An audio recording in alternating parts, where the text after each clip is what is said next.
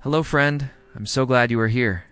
Today, we are diving into Mark chapter 3. It is packed with action, truth, and heart from Jesus himself.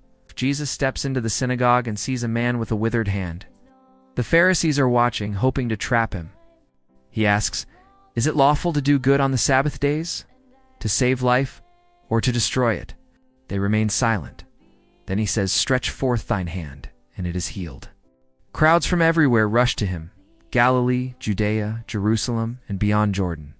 He heals many, and unclean spirits cry out, "Thou art the Son of God." Up on a mountain, Jesus chooses 12. Simon Peter, James, John, Andrew, Philip, Bartholomew, Matthew, Thomas, James, the son of Alphaeus, Thaddeus, Simon the Canaanite, and Judas Iscariot.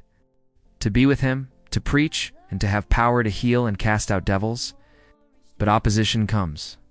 Some think he's out of his mind, and scribes accuse him of working by Beelzebub.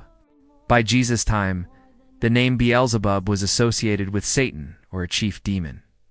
Jesus responds that it would make no sense for Satan to drive out his own demons. This would be self-defeating.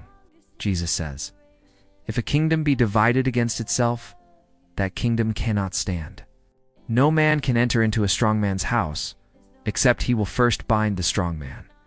Then he warns, "All sins shall be forgiven, but he that shall blaspheme against the Holy Ghost hath never forgiveness." This means stubbornly calling the work of God evil, even when you know it is from him.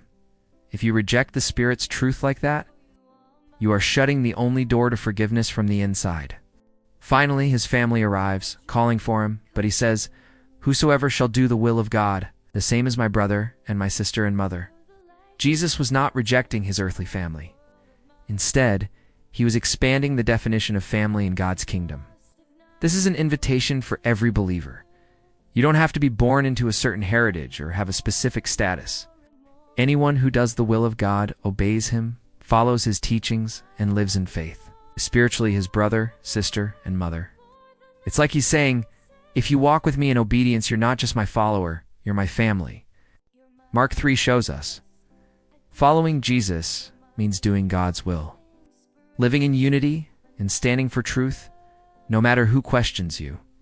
So if Jesus looked around the room today, would he see you as part of his family? If this message spoke to you, please give it a like, share it with someone, and subscribe for more faith-filled content. Keep shining, friend, and I will see you next time.